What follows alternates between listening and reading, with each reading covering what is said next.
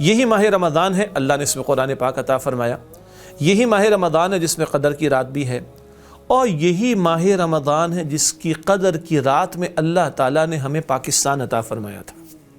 ہے نا کوئی خاص بات؟ ماہ رمضان بھی، قدر کی رات بھی، نزول قرآن کی رات بھی، اللہ اکبر کبیرہ، برکت والا مہینہ بھی۔ تو رمضان میں عطا ہوا قرآن، اور رمضان ہی میں قدر کی رات جو کہ نزول قرآن کی رات ہے، اس میں عطا ہوا پاکستان۔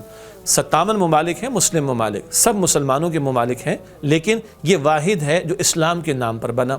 ہمارے بزرگوں نے ہجرتیں کی، جانیں دی، قربانیاں دی، گھر بار کو چھوڑا، نہ جانے جوانوں کے لاشیں، عورتوں کے لاشیں، مردوں کے لاشیں، بچوں کے لاشیں دیکھے گئے۔ کس لیے؟ اے اللہ ایک خطہ زمین عطا فرما جہاں ہم تیرے دین کو نافذ کریں گے، تیری کتاب اور تیرے پیغمبر صلی اللہ علیہ وسلم کی سنت کو قائم کریں گے۔ 14 اگست منائی جاتی ہے، ہم کوئی بحث نہیں کرتے چھٹی کی۔ 27ویں شب میں قرآن پاک کے نزول کی رات میں پاکستان عطا ہوا۔ کیا اچھا ہو کہ 27ویں شب میں اور 27ویں دن کچھ پاکستان کا ذکر ہو جائے۔ عام طور پر 14 اگست منائی جاتی ہے تو ہلڑ بازی بھی ہوتی ہے، فائرنگ بھی ہوتی ہے، اور گناہ کے کام بھی ہوتے ہیں نا، لیکن ماہ رمضان میں پاکستان کے تعلق سے کچھ کیا جائے گا، کچھ یاد دہانی کی بات ہم کریں، کوئی منانے کا زیادہ ذکر نہیں کر رہے، تو سنجیدگی ہوگی انشاءاللہ تعالی، دل بھی نرم ہوں گے قرآن پاک کی وجہ سے، ماہ رمضان کی وجہ سے، روزوں کی وجہ سے۔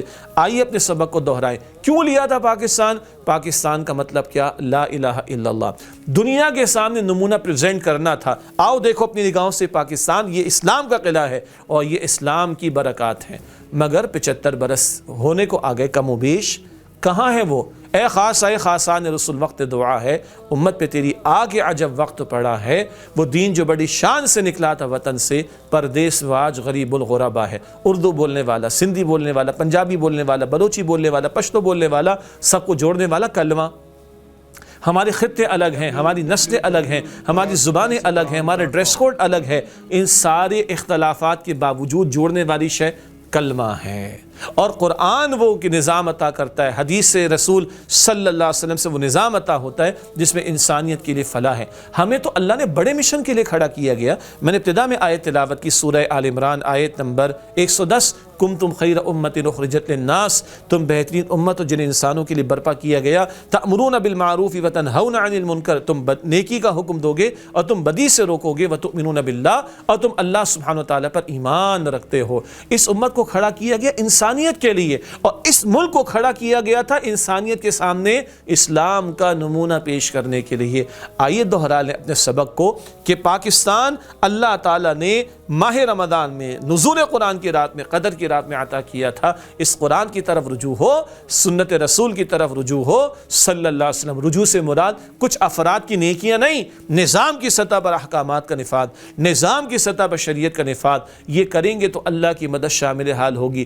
امریکہ کے سامنے جھکے، کبھی ماضی میں ماسکو کے سامنے جھکے، اب پھر کبھی اس کے ساتھ، کبھی اس کے بعد، کبھی اس کے پاس نہیں، نہ کہیں جہاں میں اما ملی، جو اما ملی تو کہاں ملی، میرے جرم خانہ خراب کو تیرے عفو بندہ نواز میں۔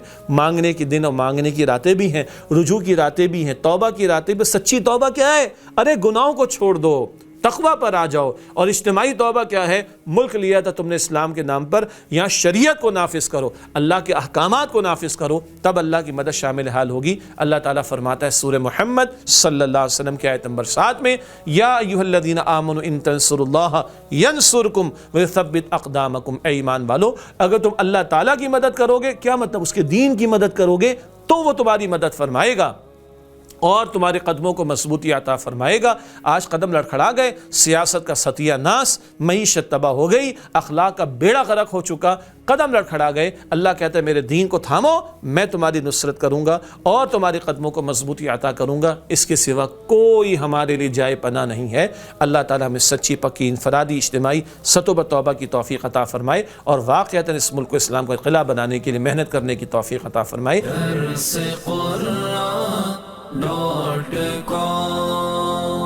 www.darsequran.com